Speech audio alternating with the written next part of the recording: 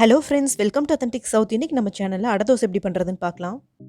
ஒரு கப் இட்லி அரிசி இல்லைனா நம்ம நார்மலாக யூஸ் பண்ணுற சாப்பாட்டு அரிசி, 1 டேபிள் ஸ்பூன் உளுந்து, 1 டேபிள் ஸ்பூன் பாசிப்பயிறு, 2 டேபிள் ஸ்பூன் பாசிப்பருப்பு, 2 டேபிள் ஸ்பூன் கடலைப்பருப்பு, 2 டேபிள் ஸ்பூன் துவரம்பருப்பு. இது எல்லாத்தையும் சேர்த்து 3 டைம் வாஷ் பண்ணிவிட்டு ஒரு 6 to 8 ஹவர்ஸ் ஊற வச்சுக்கலாம்.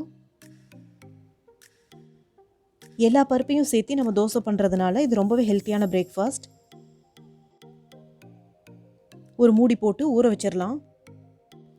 அரிசி நல்லா ஊறிடுச்சு, மாவு அரைச்சிக்கலாம்.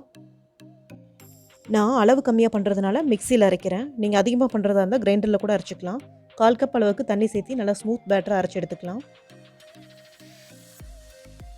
சின்ன ஜார் யூஸ் பண்ணி அரைக்கும் போது சீக்கிரமாக மாவாயிடுங்கிறதுனால நான் 2 பேட்சாக பிரித்து அரைக்கிறேன். மிச்சம் இருக்க அரிசியெல்லாம் ஜாரில் சேர்த்திட்டு இந்த மாவுக்கு தேவையான அளவு 2 டீஸ்பூன் உப்பு, 1 டீஸ்பூன் சீரகம், வரமிளகா நான் 2 சேர்த்துறேன். நீங்கள் உங்கள் காரத்துக்கு தகுந்த மாதிரி சேர்த்திக்கோங்க. கொஞ்சம் கருவேப்பிலை, இது எல்லாத்தையும் சேர்த்து நல்லா ஸ்மூத் பேட்டரை அரைச்சி எடுத்துக்கலாம். அரைச்ச மாவில் 1 கரண்டி அளவுக்கு மட்டும் மிக்சியில் எடுத்துகிட்டு அது கூட 15 சின்ன வெங்காயத்தை பல்ஸ் பண்ணி அரைச்சிக்கலாம். பல்ஸ் பண்ணி அரைக்கும் போது தோசையில் அங்கங்கே வெங்காயம் இருக்கும். கடைசியாக 3 டேபிள் ஸ்பூன் மல்லி இலை, அப்படி இல்லைன்னா முருங்கைக்கீரை சேர்த்தும் பண்ணலாம். பருப்போட முருங்கைக்கீரை சேர்த்து பண்ணும்போது இரும்பு சத்து அதிகரிக்கும். இந்த மாவை புளிக்க வைக்க தேவையில்லை, அப்போவே தோசை ஊற்றலாம். தோசைக்கல்லை காய வச்சுட்டு தோசை ஊற்றிக்கலாம்.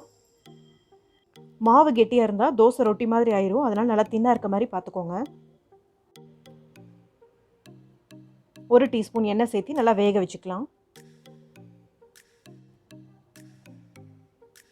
தோசை நல்லா வெந்து சைட்லலாம் பொன் கலரில் ஆக ஆரம்பிக்குது. இந்த ஸ்டேஜில் தோசையை திருப்பி போட்டு இன்னொரு சைடும் குக் பண்ணி எடுத்துக்கலாம்.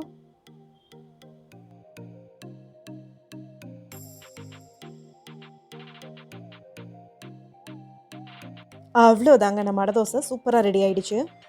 இந்த வீடியோ உங்களுக்கு பிடிச்சிருந்தா லைக் பண்ணுங்கள், ஷேர் பண்ணுங்கள். இன்னும் நம்ம சேனலை சப்ஸ்கிரைப் பண்ணாதவங்க மறக்காமல் சப்ஸ்கிரைப் பண்ணிக்கோங்க.